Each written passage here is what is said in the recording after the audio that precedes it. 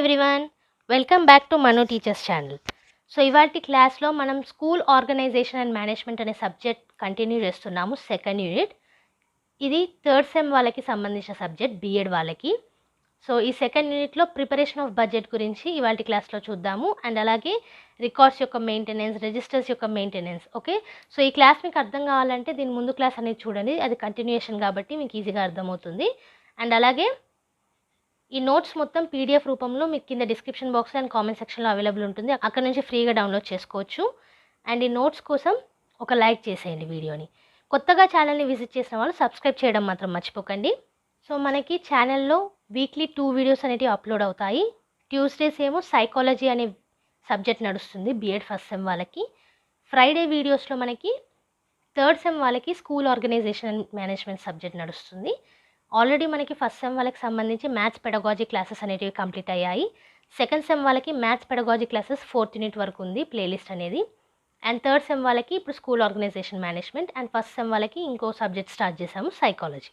Okay, ఎంత ఎక్కువ videos తీసుకురాగలిగితే, ఎంత ఎక్కువ సబ్జెక్ట్ తీసుకురాగలిగితే అంతవరకు మేము తీసుకొస్తాము. Will try our best. And అలాగే ఎక్కువ సబ్జెక్ట్స్ కూడా ఫర్దర్గా తీసుకొస్తూనే ఉంటాము. And coming to today's class, preparation of budget. Okay, so a ఆర్గనైజేషన్ని మనం నడపాలన్నా ఇంక్లూడింగ్ స్కూల్, బడ్జెట్ ప్రిపరేషన్ అనేది ఉండాలి. ఫైనాన్షియల్ మ్యాటర్స్ని హ్యాండిల్ చేయాలి. Okay, the plan made for one school academic year is called budget. So మీరు చూసుకున్నట్టయితే మనకి ఓవరాల్ బడ్జెట్ కూడా ఉంటుంది, యాన్యువల్ బడ్జెట్ అనేది, స్టేట్కి కానివ్వండి, సెంట్రల్కి కానివ్వండి. సో ఇలానే స్కూల్ అకాడమిక్ ఇయర్లో ప్లాన్ చేసే ఈ ఫైనాన్షియల్ ఏదైతే ఉంటుందో అది బడ్జెట్ కిందకు వస్తుంది. Okay, the school budget means showing estimation of income and expenditure in a financial year. So financial ఇయర్లో అంటే అకాడమిక్ ఇయర్లో ఇన్కమ్ అండ్ ఎక్స్పెండిచర్ ఏమేమి ఉన్నాయనేసి చూపించడమే school budget. Okay, budget is derived from French word bog which means leather bag. So bog అనే French word దగ్గర నుంచి మన బడ్జెట్ అనే వర్డ్ డిరైవ్ చేసాము. అంటే ఏంటి, మనకి లెదర్ బ్యాగ్ అనమాట. Okay, in the school administration budget plays an important role. School అడ్మినిస్ట్రేషన్లో బడ్జెట్ అనేది చాలా ఇంపార్టెంట్ రోల్ అనేది ప్లే చేస్తుంది. సో ఆర్గనైజేషన్లో ఏది తీసుకున్నా సరే బడ్జెట్ అనేది ఇంపార్టెంట్ మనకి. Okay, the school prepares the school budget with all the grants they receive and expenditure for the use of the school. So funds అనేటివి వస్తాయి, గ్రాంట్స్ అనేటివి వస్తాయని అన్నాం కదా. సో ఎంత వచ్చాయి అనేది చూసుకుంటుంది బడ్జెట్ అనేది. అండ్ అలాగే ఎంత ఎక్స్పెండిచర్ ఉంది, శాలరీస్ అవి ఉంటాయి, ఎక్విప్మెంట్స్ కొనాల్సి ఉంటుంది. సో వీటికి కూడా చూసుకోవాలి. Okay, the budget is of 2 types of heads. One is plan and other is non plan with 2 items income and expenditure. So ఒక బడ్జెట్ ఏమో మనకి ప్లాన్డ్ బడ్జెట్ ఉంటుంది, ఇంకోటేమో అన్ప్లాన్డ్ బడ్జెట్ ఉంటుంది. ఈ అన్ప్లాన్డ్ బడ్జెట్లో ఇన్కమ్ను ఎక్స్పెండిచర్ ఉంటుందన్నమాట. ఓకే, సో ఇందులో మనకి ప్రిపరేషన్ ఆఫ్ బడ్జెట్లో రోల్ ఆఫ్ హెడ్ మాస్టర్ ఏంటి అనేది చూద్దాము.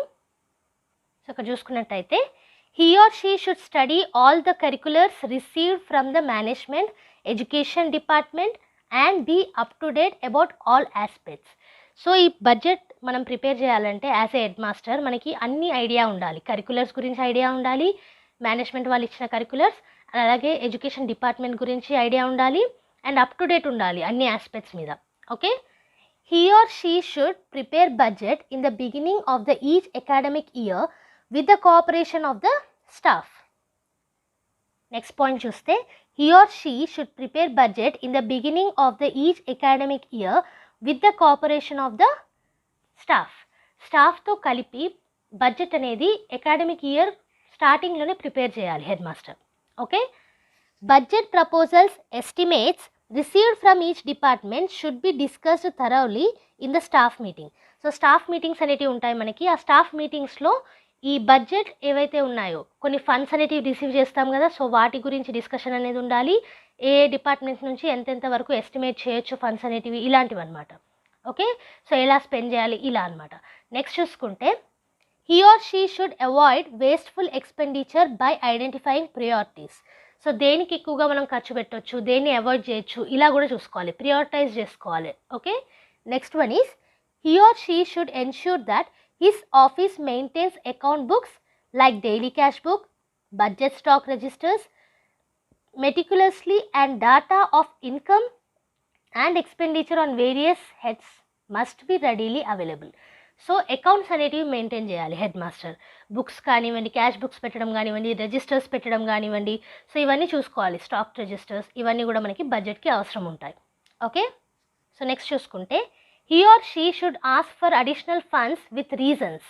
సో అడిషనల్ ఫండ్స్ ఏవైతే అవసరం ఉంటాయో వాటిని అడగొచ్చు, బట్ రీజన్స్ అనేటివి కరెక్ట్గా ఉండాలి. He or she should plan for annual auditing and accounting of accounts by inviting local fund auditors or auditors appointed by the management and submit relevant vouchers to the audit party. So first of all, audit అంటే ఏంటంటే ఎవరైతే inspect చేస్తారో అంటే చూసుకుంటారు. Okay, so particular topic మీద. ఇప్పుడు ఇక్కడ బడ్జెట్కి సంబంధించి కాబట్టి బడ్జెట్ కరెక్ట్గా అమలుపరుస్తున్నారా లేదా అనేసి అకౌంట్ అనేది చేయాల్సి ఉంటుంది. మేనేజ్మెంట్ ఆడిటర్స్ని పెడతారు, లేదా లోకల్ ఆడిటర్స్ని కూడా తీసుకోవచ్చు. సో వీళ్ళ ద్వారా కరెక్ట్ అకౌంటింగ్ ఉందా లేదా అనేసి మొత్తం మనం అప్పచెప్పాలన్నమాట as a head master. Okay, he or she should attend to audit objections of previous year and submit rectification report. So ఈ ఆడిట్స్ ఎవరైతే ఉన్నారో వాళ్ళు ఏదైనా ఆబ్జెక్ట్ చేశారనుకోండి, ఇది ఎందుకు అయింది, ఇది అనవసర ఖర్చు, ఇది కరెక్టే చేశారు, ఇది ఎందుకు ఇలాగా అనేసి, సో ఆ ప్రీవియస్ ఇయర్ ఆబ్జెక్షన్స్ని చూసుకోవాలి అండ్ అలాగే రెక్టిఫికేషన్ రిపోర్ట్ని ఇవ్వాలి. ఓకే, అంటే ఎందుకు చేశాము, ఎలా చేశామనేసి దాన్ని రెక్టిఫై చేయడం అనమాట. అంటే చేసిన దాన్ని సరిదిద్దుకొని ఆ రిపోర్ట్ అనేది ఇవ్వాల్సి ఉంటుంది. Okay, he or she not prepare deficit budget. So ఉన్న మనీ కంటే ఎక్కువ స్పెండ్ చేస్తే అది డెఫిసిట్ అంటాము. సో మనకున్న బడ్జెట్ కంటే ఎక్కువ బడ్జెట్ అనేది క్రియేట్ చేయకూడదు హెడ్ మాస్టర్. అండ్ అలాగే ఇక్కడ ఏమంటున్నారు ఇంకా, always plan for surplus budget by mobilising local resources. So local రిసోర్సెస్ని యూటిలైజ్ చేస్తూ మనం అందుబాటులో ఉన్న రిసోర్సెస్ని కరెక్ట్గా యూటిలైజ్ చేసేలాగా చూసుకోవాలి. అండ్ అలాగే బడ్జెట్ అనేది ఎక్కువగా ఎక్సీడ్ అవ్వకుండా చూసుకోవాలి. ఓకే, సో ఇది హెడ్ మాస్టర్ యొక్క role in preparation of budget. Next ఇప్పుడు maintenance of records and registers చూద్దాము. సో ఇక్కడ చూసుకున్నట్టయితే the maintenance of records and registers are essential for better school administration. So school administration స్మూత్గా సాగాలంటే accounts అనేటివి maintain చేయాలి, వాటికి రికార్డ్స్ అండ్ రిజిస్టర్స్ అనేటివి పెట్టుకోవాలి. ఓకే, అది దేనికి సంబంధించి అయినా కానివ్వండి, స్టూడెంట్స్ యొక్క నేమ్ కానివ్వచ్చు, లేకపోతే ఫీజు గురించి కానివ్వచ్చు, బడ్జెట్ కానివ్వచ్చు, ఏదైనా కానివ్వచ్చు. రికార్డ్స్ అండ్ రిజిస్టర్స్ ఉంటే, డాక్యుమెంట్స్ అనేటివి కరెక్ట్గా ఉంటే మనకి మెయింటెనెన్స్ అనేది కరెక్ట్గా ఉంటుంది స్కూల్ అడ్మినిస్ట్రేషన్లో. Okay, they are very much needed to pick the responsibilities, rules and regulations and guidelines of the school. So rules, regulations, guidelines ఇవన్నీ కూడా కరెక్ట్గా అవుతున్నాయా లేదా అనేది కూడా మనము రికార్డ్స్ అండ్ రిజిస్టర్స్ ద్వారా చూసుకోవచ్చు. Records should be kept neat without any corrections and mistakes. So రికార్డ్స్లో కరెక్షన్స్ కానివ్వండి, మిస్టేక్స్ కానివ్వండి ఎక్కువగా ఉండకూడదు, పూర్తిగా ఉండకుంటే ఇంకా మంచిది. Okay, page number should be given to each record and registers. ప్రతి ఒక్క రికార్డ్ అండ్ రిజిస్టర్స్కి పేజ్ నెంబర్ అనేది ఉండాలి. Next, every year the stocks should be verified by internal audit. So management, మనకి స్కూల్ మేనేజ్మెంట్ ఈ ఇంటర్నల్ ఆడిట్ని పెడతారు. అంటే ఒక పర్సన్ పర్టికులర్ ఆస్పెక్ట్ ఓవరాల్గా సబ్మిట్ చేసినప్పుడు రిపోర్ట్ దాన్ని చూసుకోవడం అనమాట. సో ఇంటర్నల్ ఆడిట్ ఎవరైతే ఉంటారో వాళ్ళకి ఈ ఇయర్లీ రికార్డ్ కానివ్వండి, రిజిస్టర్ కానివ్వండి సబ్మిట్ చేయాలి without any mistakes. Okay, each record and register should have the name of the institution, the details of the stock in a transparent mode. So ఏ దాపరికాలు లేకుండా అంటారు కదా, సో ట్రాన్స్పరెంట్ మోడ్లో ఈ రికార్డ్స్ అండ్ రిజిస్టర్స్ని మెయింటైన్ చేయాలి. అండ్ రికార్డ్స్ అండ్ రిజిస్టర్స్ మీద ఆ ఇన్స్టిట్యూషన్ యొక్క పేరు అనేది ఉండాలి అండ్ అలాగే details. Okay, the following registers and records are to be maintain a school. So ఈ రిజిస్టర్స్ అండ్ రికార్డ్స్ ఏమేమి ఉంటాయి స్కూల్లో అనేది చూద్దాం. సో మనకి జనరల్ రికార్డ్ ఒకటి ఉంటుంది, ఎడ్యుకేషన్కి సంబంధించిన ఎడ్యుకేషనల్ రికార్డ్, అడ్మినిస్ట్రేటివ్కి సంబంధించిన అడ్మినిస్ట్రేటివ్ రికార్డ్స్, ఫైనాన్స్కి సంబంధించిన బడ్జెట్కి వీటికి సంబంధించిన ఫైనాన్షియల్ రిజిస్టర్స్ అండ్ అలాగే the school calendar, institutional plan ఉంటుంది, లాగ్ బుక్ ఉంటుంది, admission and withdrawal registers. So ఎంతమంది పిల్లలు అడ్మిట్ అవుతున్నారు, విత్డ్రా అవుతున్నారు, దీనికి సంబంధించిన రిజిస్టర్. స్టూడెంట్స్ అటెండెన్స్ రిజిస్టర్స్ ఉంటాయి, ఇది మనకు అందరికీ తెలుసు. అటెండెన్స్ తీసుకోవడానికి మన క్లాస్ టీచర్స్ ఉండేవాళ్ళు కదా, సో అదనమాట. స్టూడెంట్ అటెండెన్స్ రిజిస్టర్ ఉండాలి, క్యాష్ బుక్ ఉండాలి, క్యుములేటివ్ రికార్డ్ కార్డ్స్ ఉండాలి, స్టాక్ రిజిస్టర్ ఆఫ్ ఎక్విప్మెంట్స్ ల్యాబ్కి సంబంధించి, ప్రోగ్రెస్ కార్డ్స్ ఉంటాయి, service books of staff. So progress cards గురించి కూడా మీకు తెలిసి ఉంటుంది, రిజల్ట్స్ అనేటివి. సర్వీస్ బుక్స్ ఏమో స్టాఫ్కి సంబంధించి ఉంటాయి. ఇవన్నిటిని మెయింటైన్ చేయాలి స్కూల్. ఓకే, నెక్స్ట్ ఇప్పుడు కండక్టింగ్ స్టాఫ్ మీటింగ్స్ చూద్దాం. ఓకే, సో ఇక్కడ చూసుకున్నట్టయితే staff meetings should be held regularly at least once in a month.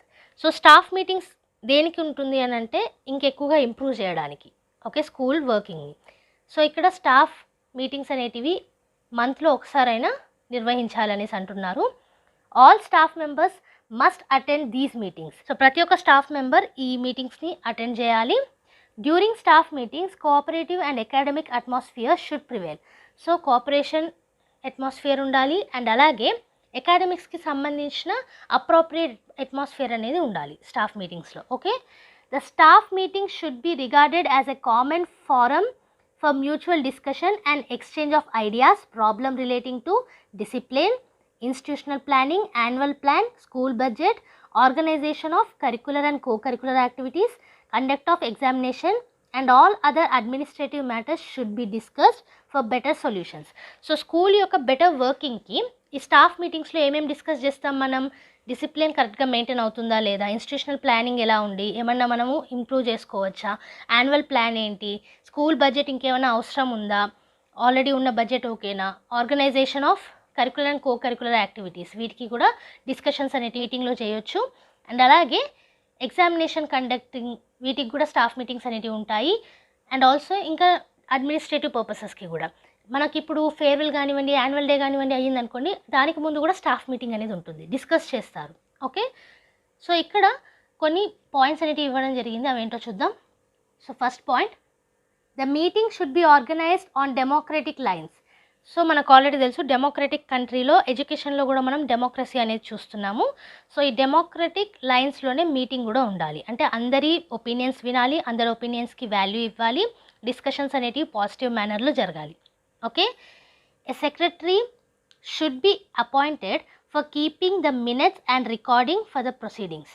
So ఈ స్టాఫ్ మీటింగ్లో రికార్డ్స్ అనేటివి మెయింటైన్ చేయడానికి ఒక సెక్రటరీని అపాయింట్ చేయొచ్చు. Although the head master should be conducting the meetings, occasionally the subject heads may preside over the meeting for academic programs. So head మాస్టరే మనకి staff meetings conduct చేస్తారు ఎక్కువగా, బట్ మనకి సబ్జెక్ట్ హెడ్స్ కూడా ఉంటారు, హెడ్ ఆఫ్ ద డిపార్ట్మెంట్ అంటారు. So వీళ్ళు కూడా అప్పుడప్పుడు సబ్జెక్ట్కి సంబంధించి స్టాఫ్ మీటింగ్స్ అనేటివి అరేంజ్ చేయొచ్చు, okay. It would be better to give sufficient notice of the meeting with important business agenda so that teachers will keep themselves prepared for the meetings and have time to think over the agenda. So staff meetings అనేటివి ఇప్పుడు అనుకొని ఇప్పుడే చేసేటివి కాదు, ముందు ఒక concept అనుకుంటారు, దేని మీద డిస్కషన్ చేయాలనేసి అనుకుంటారు, ఆ తర్వాత ఒక టైం అనేది కేటాయించుకొని స్టాఫ్ మీటింగ్స్ అనేటివి నిర్వహిస్తారు. ఎందుకు అనంటే అసలు ఏం డిస్కస్ చేస్తున్నాము, దాని మీద ఒక అవగాహన అనేది టీచర్స్లో ఉండడానికి అండ్ కరెక్ట్ పాయింట్స్ అనేటివి ఆలోచించి చెప్పడానికి, ఓకే. సో నెక్స్ట్ చూస్తే the staff meeting may also be held at the request of reasonable number of staff members.